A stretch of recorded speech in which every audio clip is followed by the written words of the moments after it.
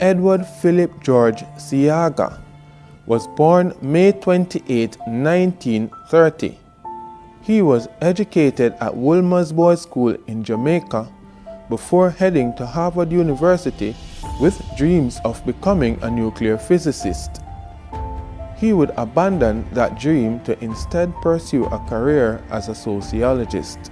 I wanted to do molecular physics. Now remember, I had never been exposed to the social sciences or to what we call culture. Never. Schools at that time just never had any interest in putting those forward as curriculum. So when I went to Harvard, I enrolled with that as my major. But then I discovered the social sciences, sociology, psychology, social anthropology, cultural anthropology, etc. And I decided I wanted to switch. And the reason was because, and this you may call another trait, that gave me the opportunity to think from day one, because those subjects are not subjects that are written in stone the way the natural sciences are. And with the natural sciences, you have to study all that has been done before you can reach a stage where you can add your thinking. And it just didn't interest me that way. But I was conscious of the fact that my mother wanted me to be a doctor. And there was a meeting point because personality psychology, which was one of the subjects in the group, would have been a base study for psychiatry. So I said, okay, I'll study medicine to do psychiatry. When I came to the university up here, I think I lasted a term. I just couldn't take what was being required of you for the study of medicine, the great deal of memory work of how the veins run and how the arteries run and whatnot. Until one day we were, as a group, at a table with a cadaver on it. And Professor Harper, who was then the renowned anatomy professor, came by and he said, "SEAGA, how are you doing?" I said, "Sir, I've named this cadaver Ernest." And he said, "Why?" I said, "Because I want you to know I'm working in dead earnest." After completing his studies at Harvard University, he returned to Jamaica in 1952 and was drawn to the ideology of the Jamaica Labour Party. When the time came for me to decide how I was going to move forward, I had a problem with how the middle class was seeing folk society. I had a problem of how they downplayed the folk society and how they considered it demeaning.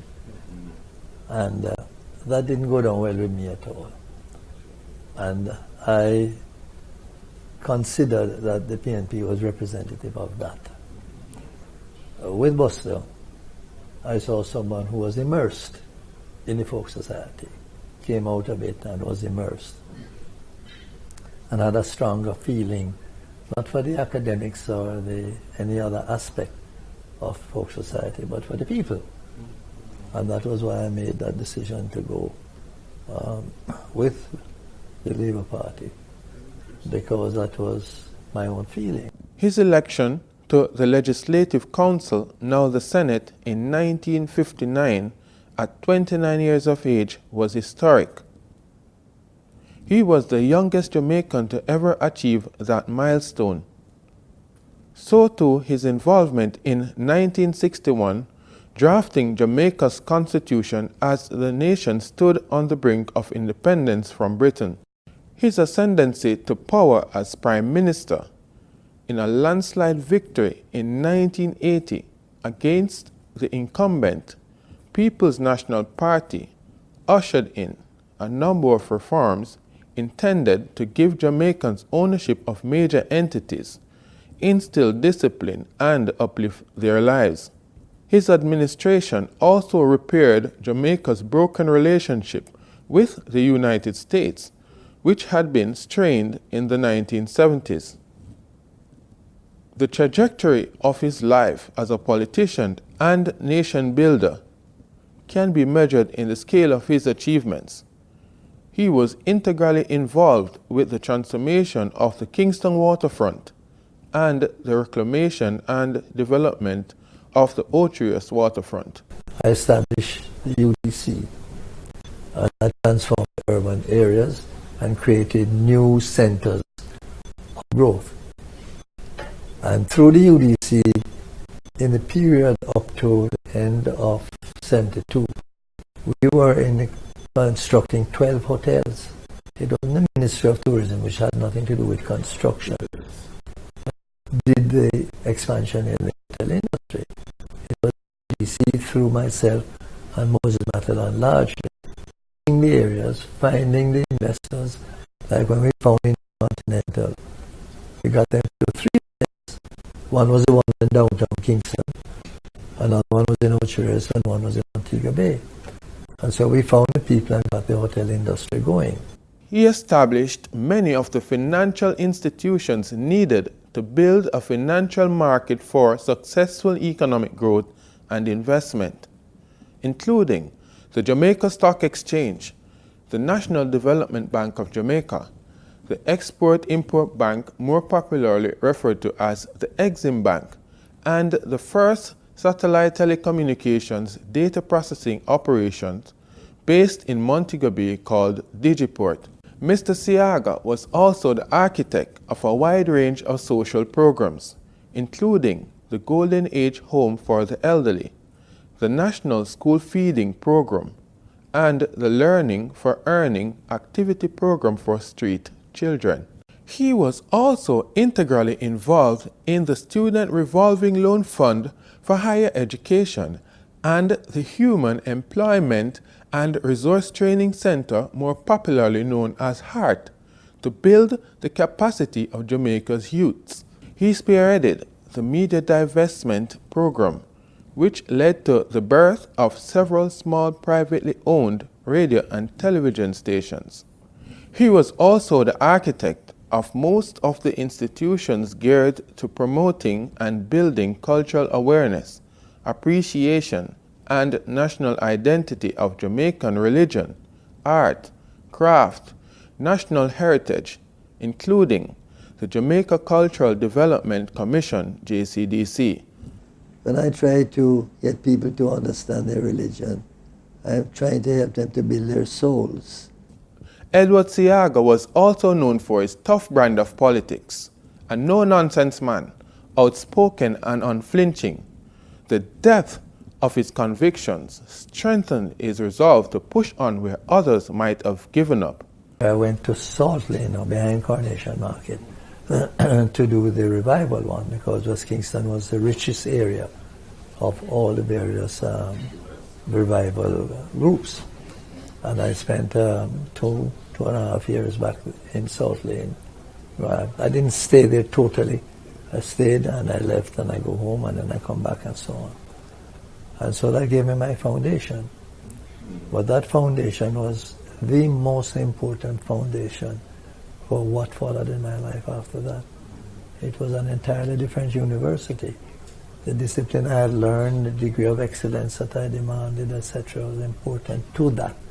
But from there, I drew my love of people and the caring for people and knowing how people live, the poverty that existed. And that is how I came to understand the Jamaica of the haves and the have-nots. His commitment to bridging the gap between the haves and the have-not, and unwavering belief in this vision was part of the reason for his strong leadership style, his toughness as a politician, outside of and within the Jamaica Labour Party. This at times led to dissent. One such event led to his now famous declaration in 1990 that only one Dan go and rule. And today I say to them, the door is open to retrieve your position. Take a candle, sing a Sankey, and find your way back home. I've never tried to replace Mr. SEAGA, but I have the ambition to follow him. It is Mr. SEAGA who is at fault, not the 5 members here standing accused right now.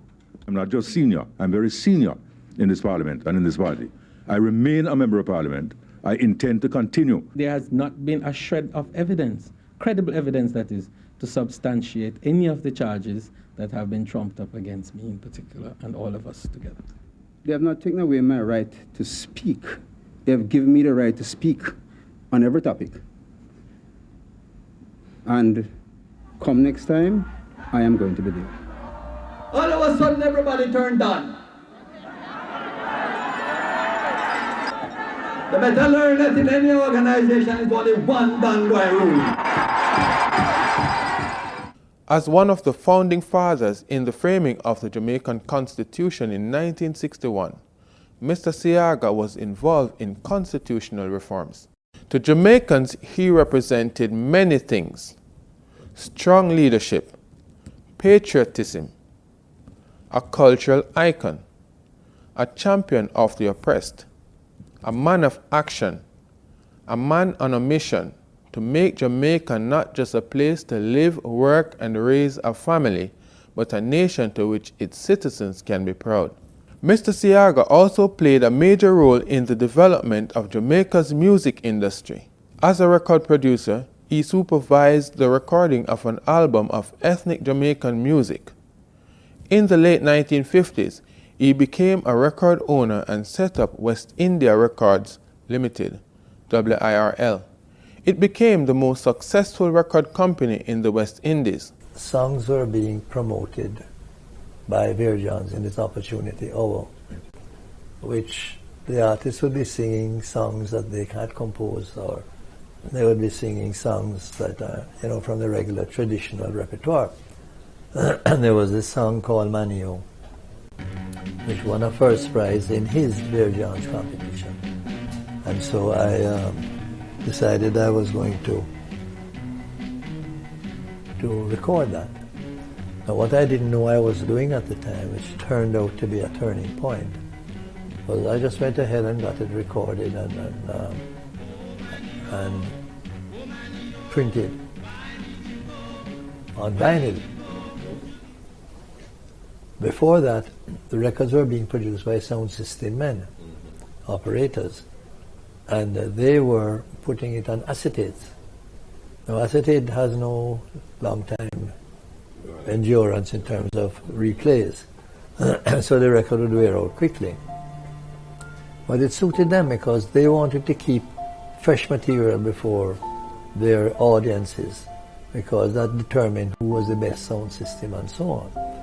And they would go away and buy records that people in America had forgotten about, off the shelf, dust them off, bring them here, and then they would clean off the labels and put on their own label and sell them for like £100, but you might sell only 3 or 4 of those, and then it goes down to like 70 and 50 and so on.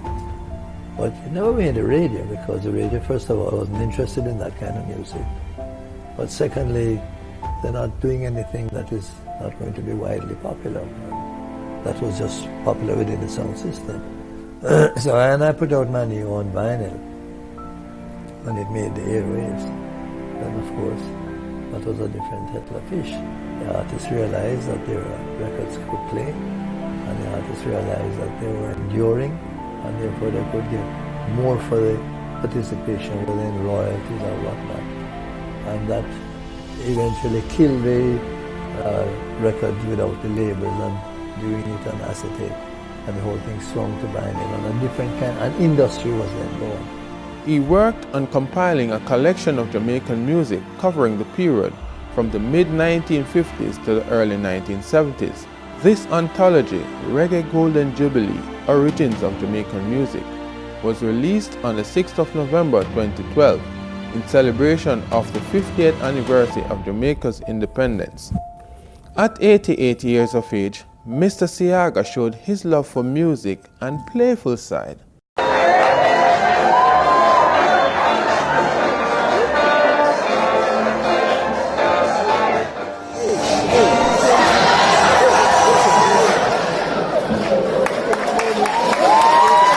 We here at the PBCJ recognize the passing of one of Jamaica's political giants, Edward Philip George SEAGA, our sincere condolences.